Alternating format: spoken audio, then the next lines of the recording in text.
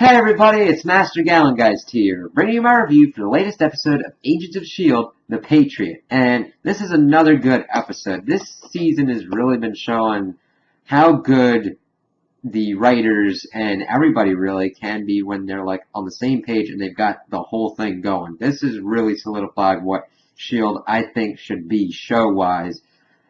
Though they could stand to acknowledge a little bit more like with Doctor Strange, but other than that, it's become its own entity in a better way throughout this season, showing that it has the strength of its own stories and its own characters, and it really is showing through in this episode.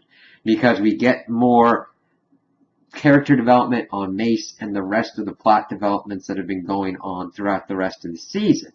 And this begins with this press conference that Mace is doing, kind of trying to give better PR to Daisy, show all the stuff that she was doing when she was undercover, having people thanking her and all that. And it was kind of cool seeing what was going on. That Talbot was the one that was helping to orchestrate this. That Burroughs was next to him, this S.H.I.E.L.D. guy that was holding this case, and like Coulson and Mac are like, we don't know what the heck what's in that. That's kind of interesting. And then they look and they see that the agent that they had on the roof was gone. They're like, what's going on? And Daisy looks over and sees the sniper, freaks out, helps the one citizen that was nearby, and then the sniper shoots, and Mace like uses the podium to shield himself and then throw it because it was an exploding bullet, which was a pretty nice and interesting thing. This is Agents of S.H.I.E.L.D. This is the Marvel Universe. We're going to get that kind of weird technology. And it's kind of cool seeing it blended with just a regular sniper rifle. So they're going through on that, and of course they follow the protocol. They get Mace out of there in a Quinjet. Daisy's able to use her powers, which I'm glad that they don't have any qualms about unleashing Daisy at opportune moments and working her powers around to the point that even if they don't have the budget to do a big thing, her flying thing, showing it a couple times is like, okay, we hear her powers going off. She flies up to that rooftop and gets the sniper. It's like, okay, that's pretty cool. So that's kind of where it starts divulging into this really intricate kind of plot, and that they take the sniper dude back to the base to try and figure out what's going on and what his main end goal was. And as that's going on, we see like all the stuff at the base, Talbot, Ada head, and Sims is like, put that thing away. And she's really against the idea of the life model decoys and what Ada was for. And Fitz, of course, he's more of the mindset that, yes, Radcliffe did wrong, but the core program should be good. We should, like, work through it. And, of course, this is a kind of interesting conflict that we've going on between Fitz and Simmons, because it's not really affecting the relationship yet, but we're kind of seeing the beginnings of that it could.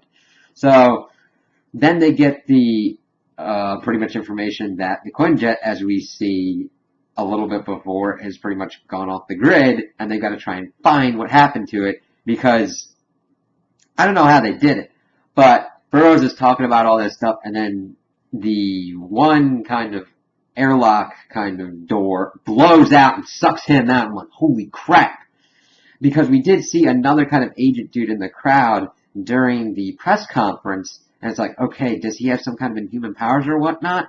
But as they're talking to the guy and figuring out that he's pretty much ex-Hydra because Daisy's interrogating him and pretty much getting nothing, they're pretty much just like, what do we do? What do we do? So they pretty much get May and Daisy out to pretty much search, because they don't have an idea of where the Quinjet went down, because everything's kind of scrambled and all the signals are being jammed, as we see with Mace and Mac and Coulson, because the pilot was killed in the crash. And Coulson, his arm still works, but all the signals being jammed, so it's like, alright, we gotta get out of here.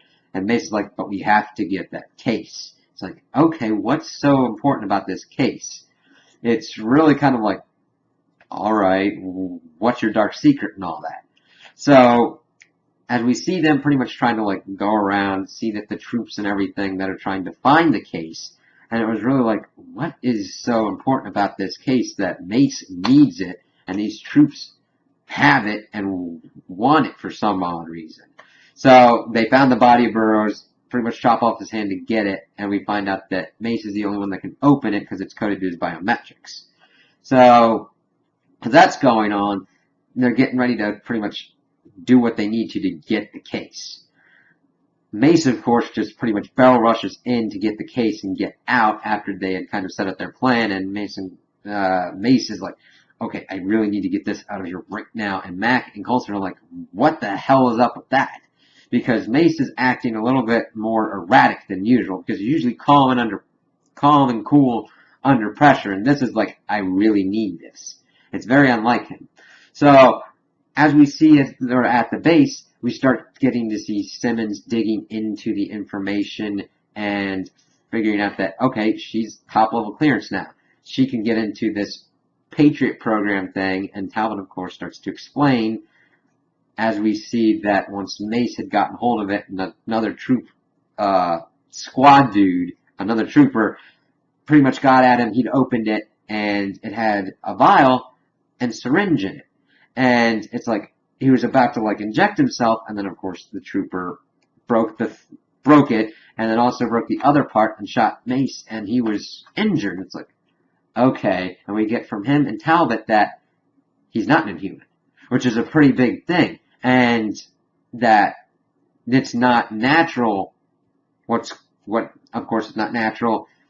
He's drugged. It's kind of like the super soldier serum, but it's not. And of course Talbot comes out with it. It's more modified formula from Daisy's father. And of course Simmons is like, there was some bad crap in that. And it's like, we took the bad crap out mostly, and it's like, okay. So Mace has been on this schedule the whole time, injecting when needed to get the super strength.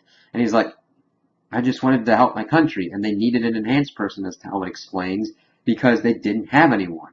And that's what's going to be the next arms race for enhanced people. And it's like, this is a pretty big game changer, because that means they're going to have to at some point make Daisy the director, because yeah, they can use Mace as the head, but that's not going to be good enough. If you want to show that you trust Inhumans, you need an Inhuman. And lying like that is, of course, how governments usually control these kinds of situations, to present a facade, but it's going to show that you either didn't have an Inhuman available that you trusted and had the combat experience, or that you just didn't have one. And it's like, you're screwed if you do, screwed if you don't. And just seeing that kind of complexity put into it's like, oh crap. And we then see Simmons and Phipps being like, this sucks, man. And of course, that kind of really throws Mac and Coulson, because they're like, crap, one of our big aces in the hole, someone with superpowers, doesn't have superpowers. So it kind of changes their tactics back up to the regular kind of agent status quo, in that we have limited resources. How are we going to effectively get out of this?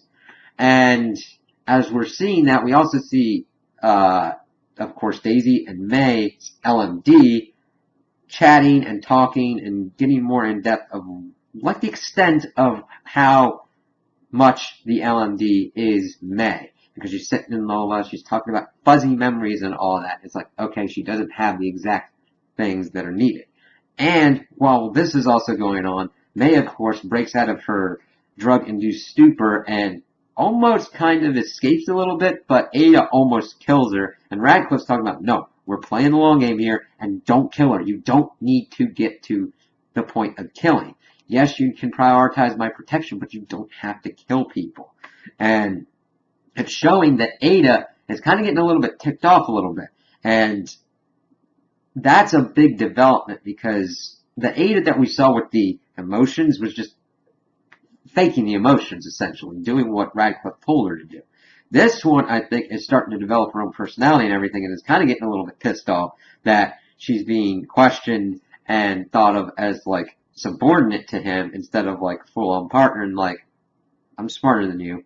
I can figure out things faster than you. I'm stronger than you. I can protect you. Now let me do my job, even if that doesn't conform to your sense of morality. That's kind of like, that's the Ultron kind of shit you gotta watch out for. So, then, of course, Radcliffe's thinking, okay, we had her in this nice, cool thing, so we have to put her into something where she's fighting. She's a warrior. That is where she is calm and centered, not in a spa or whatnot. So they get her back into that kind of atmosphere. And it then starts getting back to the point where more troops show up and everything's going kind of nuts. Because Mace and all of them are just like, what do we do? And Coulson's like, alright, you just fake it and we'll get through this. Mac will blast it and blast the signal jammer and we'll be good.